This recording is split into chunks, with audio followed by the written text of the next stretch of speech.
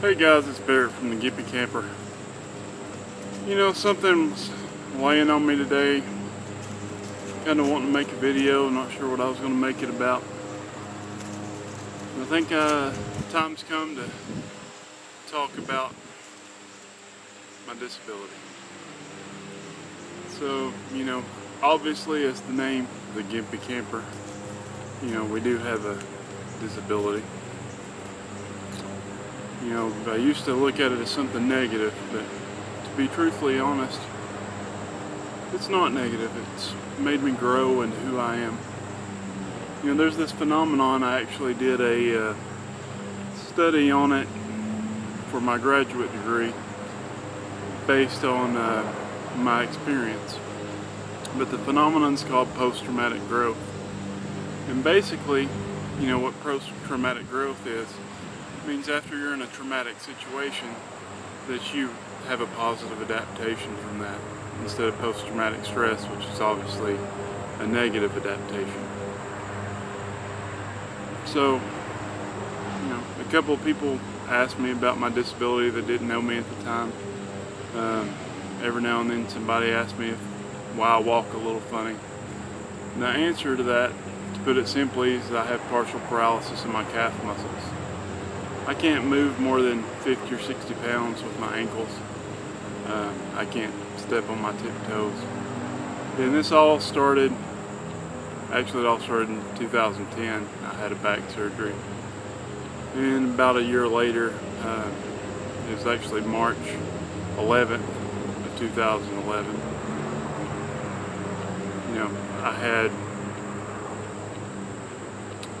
some back pain just when I woke up from sleeping. It took me about 5 minutes to get ready and get out of bed. Actually, it took me about 15 minutes to get out of bed. But it's just, I felt fine, but my back hurt every time I tried to get up. I went to work. You know, I was working as a nurse then. I was in charge that night. It was probably the easiest night of work I've ever done in my life. Didn't do anything to hurt my back. Went home the next day. When I woke up, I had this intense pain in my low back. Every time I went to bend my leg to get out of bed, it would cripple me. You know, it's a very strange sensation, and it's a day I'll remember for the rest of my life. But what ended up happening, you know, as people say, I had this immense impending feeling of doom. That's what we call it in the medical field. I just knew that I was going to be paralyzed. And so I went to the local emergency room. And about the time that I got there, I lost feeling in one of my legs. After a kind of a lengthy stay there, I ended up having an MRI in the emergency room. And during that MRI, it was noted that I had complete obliteration of part of my spinal canal. And also, while I was up there is when I noticed that I couldn't move my legs anymore. It's kind of a long story, but I feel the need to tell it. I feel like somebody out there can benefit from, you know, hearing this story. I also have it written down in a memoir, so to speak. But after this experience, you know, they tried to transfer me to a couple of higher level hospitals where they had neurosurgery. It was Friday evening, and I was told that it wasn't an emergency because I still had bowel and bladder control. So then what happened is they admitted me to the local hospital here for pain control with hopes that they could, you know, eventually transfer me after the weekend came to an end. And that night I had some issues, and like I say, I couldn't really move my legs all that much anymore, but I did lose my bladder control that night. And so then they ended up going ahead and transferring me to Chattanooga, which is our closest facility that had neurosurgery. And after, some surgery there, what ended up happening is I woke up and I'd had his back surgery before, and I thought, I felt all better completely right after the surgery. I mean, I was a little bit sore in my back, but my legs didn't hurt anymore. It was like a magic pill. Well, it turns out I was all out of those magic pills. I went to try to stand up and move around. I could move my legs a little bit more, but I couldn't walk.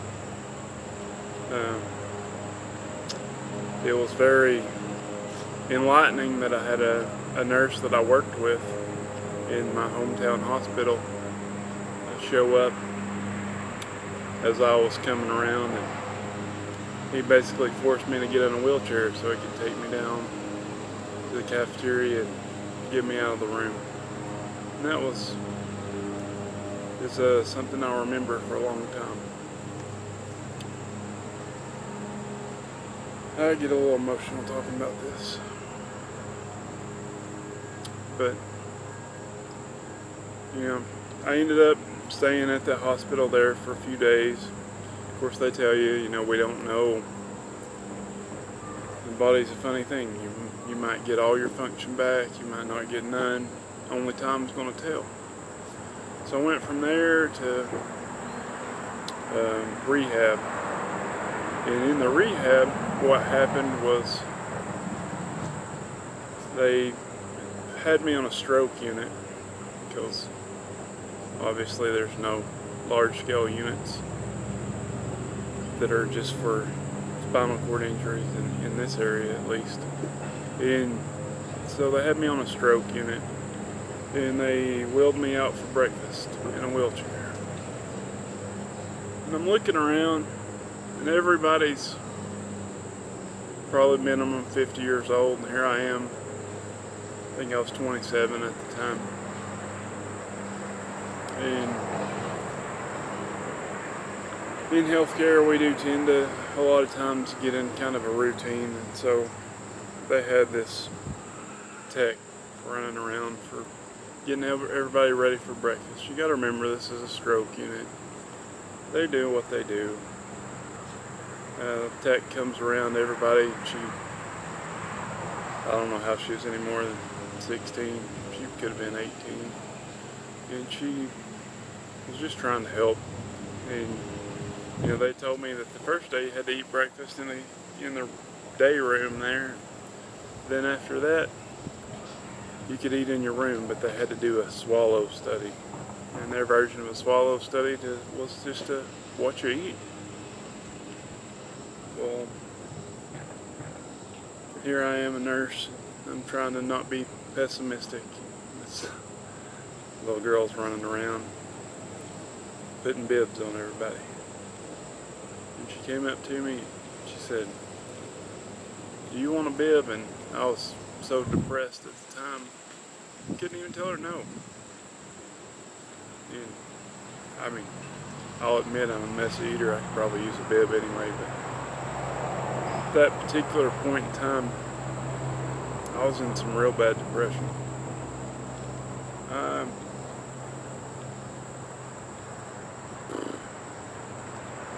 just felt real bad. So, anyway, that's kind of a side story. I was going to therapy there. I was really kind of aggravated with the whole system. Here I was in my 20s, and I was raring to go for some therapy and try to get better as fast as possible. That was my time frame, and I didn't control it.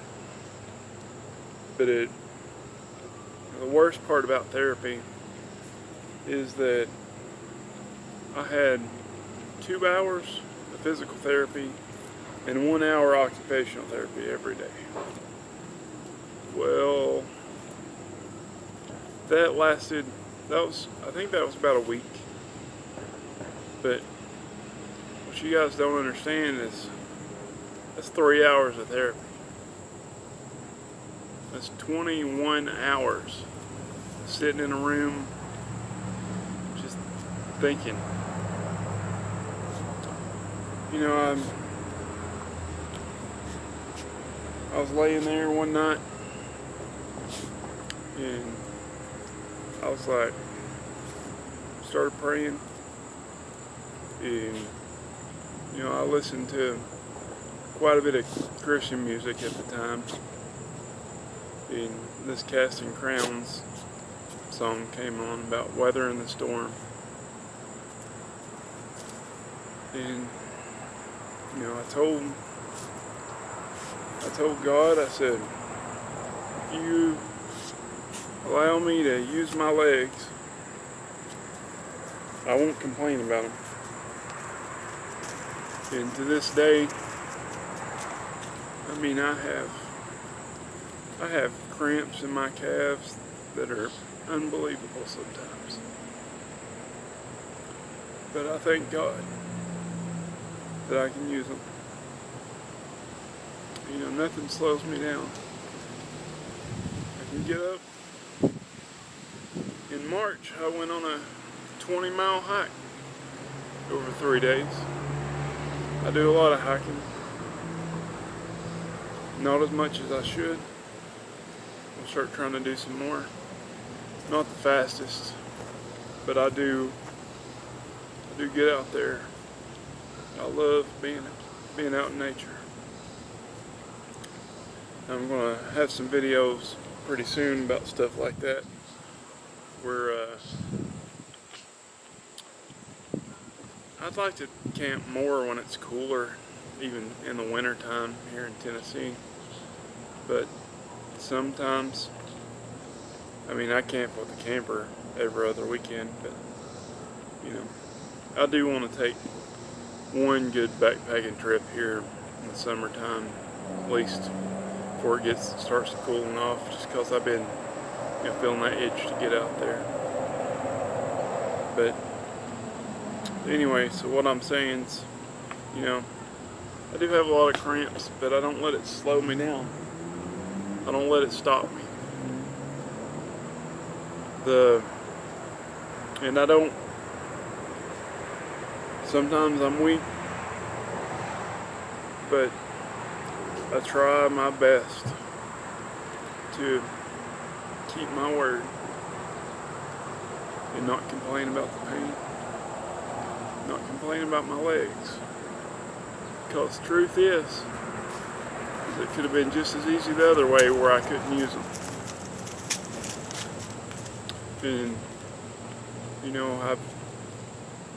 I was on short-term disability then, and luckily I was able to go back to work as a nurse, doing what I did before I even had to take long-term disability at all. And it's not been easy. A lot of people tell me that I inspire them. That's not really ever been my goal. My goal is just to live life to the fullest. You know, a lot of people in my past, a lot of people I know now, you know, they let their mind get to them too much. They get all down, depressed, don't want to do anything, don't want to get out of the house, just feel defeated. That's never part of me. Something in my brain just says, you gotta go further. You gotta do more. And I'll be honest with you guys, I mean, physically, yeah, I'm not the strongest. I try to keep limitations on myself as far as my back health. I try to not lift more than 50 pounds. I keep that to a pretty regular thing.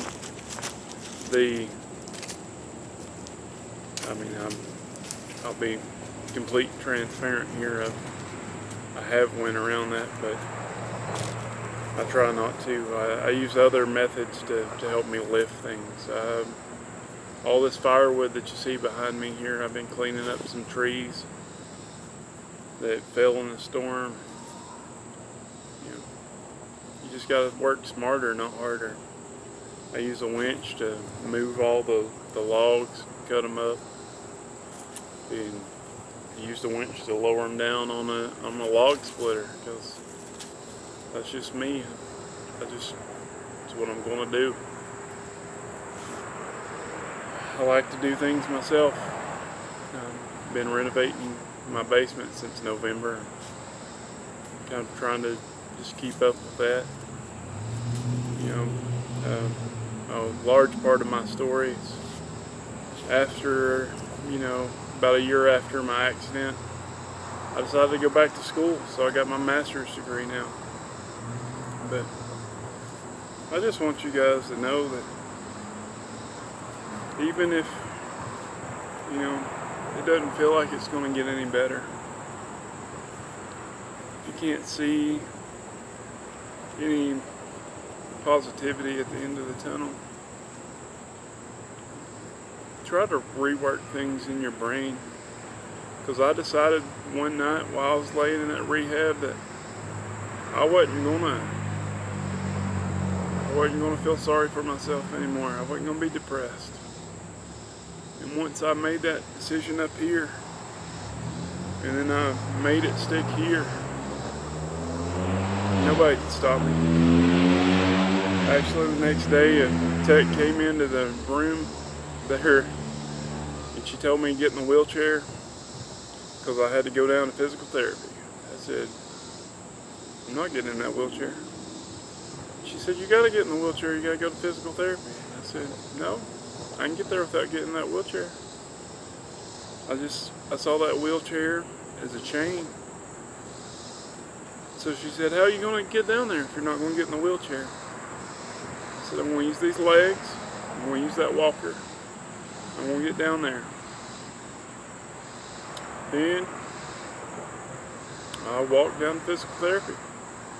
I was a stubborn patient at that point. I told her never sit in that wheelchair again, and I didn't. I know the story's kind of jumping around. I'm just saying what's on my mind, just talking. Trying to remember all the important parts of this story I call my life.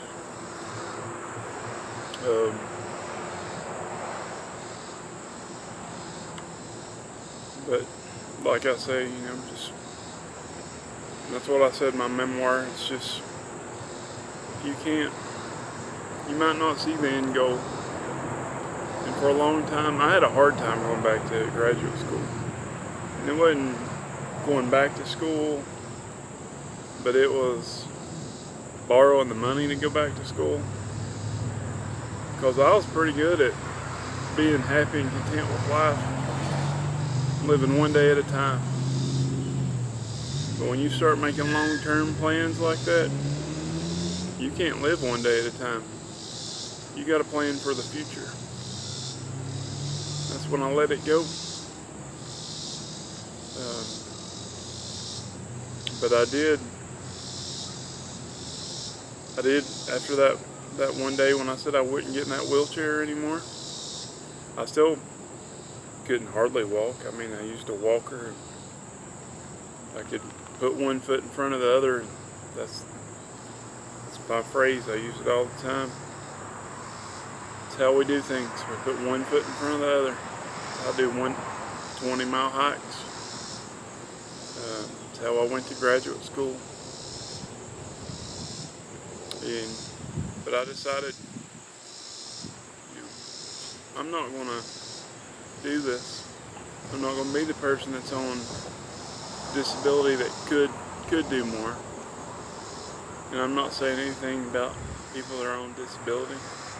I understand some people need that. But I made the decision right then and there. I was going to adapt. You know, I was a nurse. I could live life in a wheelchair if I had to. I could get another job, get a desk job as a nurse. You know, wasn't kind of what I felt myself doing, but it worked. But luckily I never had to. I went back to work. I'll be 100% transparent with you. That's what helped me more than anything, is going back to work on the floor, walking that floor. My boss started me out with some smaller, like 8-hour shifts. You know, we usually do 12 hours in a lot of places as nurses. And I didn't know how I was going to make it through that day. Some of the times I felt like I was picking my leg up with my hand, putting it in front of me. But I kept putting that foot in front of the other foot. We got there. And so, quite a bit of this, you know, culmination of things led me, it's actually what led me to start doing this channel, making these videos. And, you know, I never really expected to get any money or anything out of this. I just want to share my experience from me to you, and just want to share my experience, because I feel that there's somebody out there that's going through a similar situation. Feel like they lost everything, and just don't feel like, you know, there's a light at the end of the tunnel. But I never would imagine that my life's where it is today. Never. You know, there's been a lot of ups and downs. You know, my pastor helped me out a lot whenever I was having my issues. Helped with that outlook. Prayer helped me. And then all that together kind of added up to the mindset of, I'm not giving up. So basically, I just want to urge you guys, you know, whatever it is that's going on in your mind. I got ants on me from sitting with this firewood area. I'm just in my backyard right now. I like making videos outside. I don't like making them inside. But anyway, you know, whatever it is that you're going through, as long as you believe in yourself, it's a lot easier if you have a good support system. But it's not always going to be there for you. But you can always be there for yourself. If you make up your mind, you put your heart to it, you believe it truthfully, you can do it. That's what I want to leave you guys with. You can do whatever you set your mind to. It might not be immediate. Lord knows it's not going to be as immediate as you want it to be. And I mean, yeah, there are limitations, because I can't, obviously, I can do all kinds of things that I put my mind to, but I can't stand on my tippy toes. A lot of people kind of don't believe that, but that's from my paralysis. A lot of people don't even think that I have a handicap. And to be truthfully honest, I don't claim it in my everyday life a lot.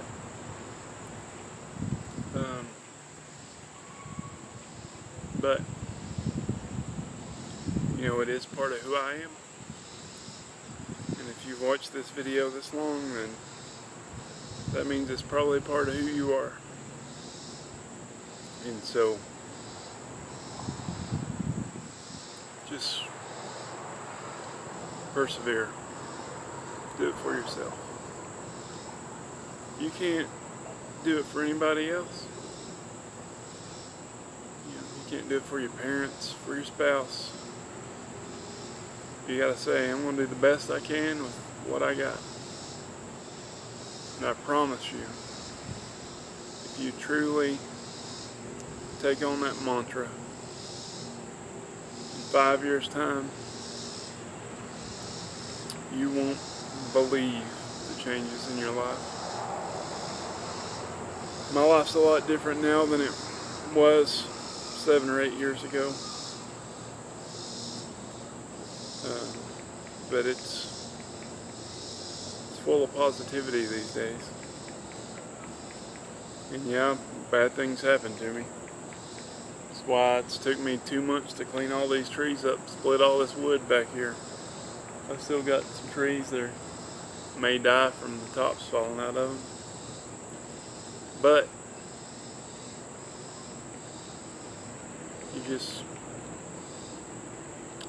you can't let the circumstances around you control how you react to them. That glass half full thing, half empty, that's true. I see it every day. I see it every day. I work in healthcare, folks. There's not a day goes by that I don't see that. And I'm telling you, you gotta be positive, and you gotta put your heart into it. I'm really gonna let you guys go with that. I kind of rambled on and on. Said most of the things that I meant to say. There's, of course, other things that have happened. But that's all for now. We'll see you guys later. But I hope that this at least reaches a few people that could really use it today. Thanks. And I'll see you guys next time.